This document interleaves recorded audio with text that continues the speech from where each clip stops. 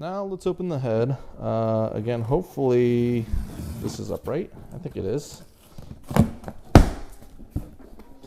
Again, this one comes with another foam insert just for the head.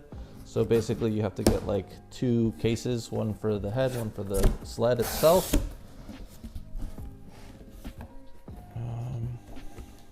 Let's see on the big reveal right here.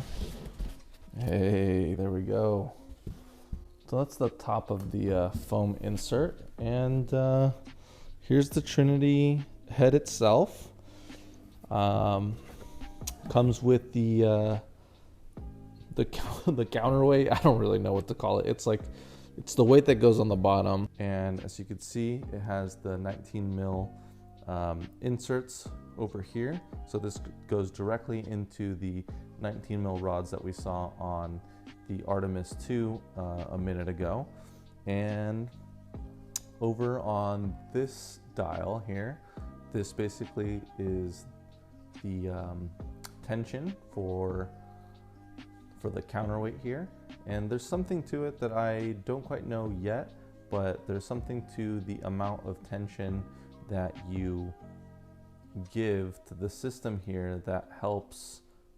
It does something, but people have like a preference on how loose / how tight they want these guys to be, which I'm sure I'll learn during my journey here.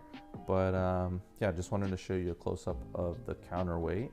And I think what's new with the counterweight here on the Trinity 2 is that you could put other weights into the holes here. So it has, like, you could see these 2 weights over here.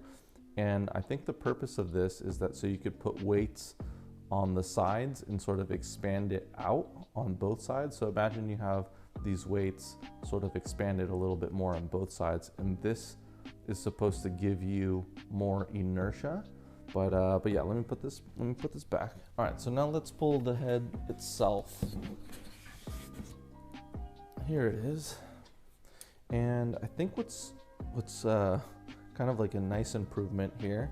Again, I never owned a Trinity 1, so I don't quite know if this is new, but I'm almost positive it is. It has a tilt lock, so you could actually lock the head. There we go. So now it's in its locked position. So now the head won't be like flopping around like it was 2 seconds ago. So if I unlock this, now it could move around freely. But I think this is if the Trinity 1 didn't have this, which I'm almost positive it didn't, this is a major improvement, because now you could feed the camera into the head and not be fighting with the head tilting front to back, and just moving around, and sort of makes things a little bit more difficult to handle. Right now we're looking at the back of the head, where this used to be the front of the head, and I think they made that change. So here's the front of the Trinity 2 head, and this is the back of the head. Now, the reason that I think they put the all the outs over here, all the power options and everything in the back of the head, is because if you just imagine the butt of the camera over here, a lot of the times, like, the video out is on the back of the camera. The power options that they have on, like, the Alexa minis, like the mini LF and the regular mini and all that stuff, is technically, or is usually, in the back of the camera along with the battery. So to me, this makes a lot of sense and is an improvement in my eyes, because now the cables aren't really like going from the front and snaking all the way back here. It's just a little bit closer to where it should be. So I think that's why they made that change in the Trinity 2 head here. Also on the back of the Trinity 2, you have a little display, a bubble level, and a jock wheel. I'm guessing this display could show you like some of your settings, like what mode you're in, maybe the strength of your motors and things. It's probably just something quick to reference. And on the side, there's the on switch. Oh, there we go. There's the on switch for the head, a 12-volt out, some more power options, and yeah, that's pretty much it. I guess a little place to probably update the firmware via the computer. And on the opposite end, there's an open space here. I don't know what they'll include in this little part over here, but it's saved for something that they have plans for. Now, another thing that I think is an upgrade, and again, I never owned a Trinity 1, so I don't know. It may be in the Trinity 1, but if you could see, this guy over here is the side-to-side trimming. And if the Trinity 1 didn't have this, then it's a nice upgrade here because you could do fine-tuning of the side-to-side via the knob here.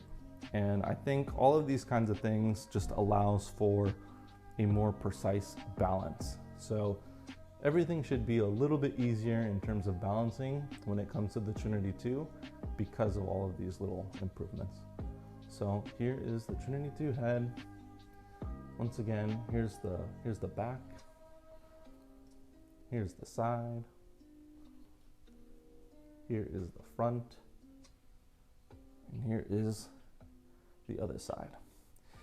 And within the ring itself, probably the most notable thing of the head is that this now spins a full 360, is completely nodal, and could do its roll access. It could spin basically indefinitely without any cables getting caught, and is a new and exciting upgrade to the Trinity 2 from the Trinity 1. All right, and the last thing in the case here that I want to show is the brand new RCP. It is basically the computer to the Trinity 2 head. And this is an improvement because before the RCP, you basically needed to have some sort of like PC, whether it was like a laptop, or I think some people were using some of like the Microsoft tablets and stuff. Anyways, before the RCP, you basically had to change all of the Trinity heads settings through a computer, and now you don't because of this RCP. And let's see, what does this have? So it also has the 19mm inserts here, so it goes directly onto the bottom of the Artemis. You could probably put this wherever you feel is going to be best. It's got a few little jog wheels here. I'm not really sure what they all do, but I'm sure everything is pretty customizable. Looks like the power button is right here if you press and hold it. But yeah, you could basically change like the motor settings, like the strength of the motors themselves, along with, you know, a variety of different things. I think maybe you could change like the controller, the joysticks, like speed in terms of tilting the head up and down. But yeah, this is a really cool upgrade because now you could do everything from the Trinity 2 system rather than having to like pause while on set and take out a computer and then change settings.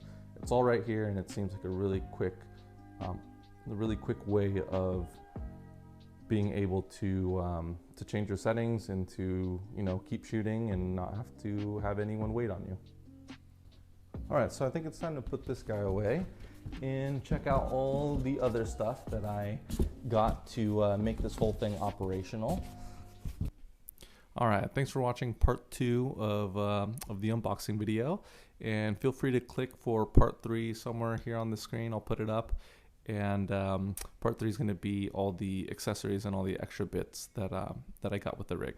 So thanks for watching, and I hope you enjoy part 3.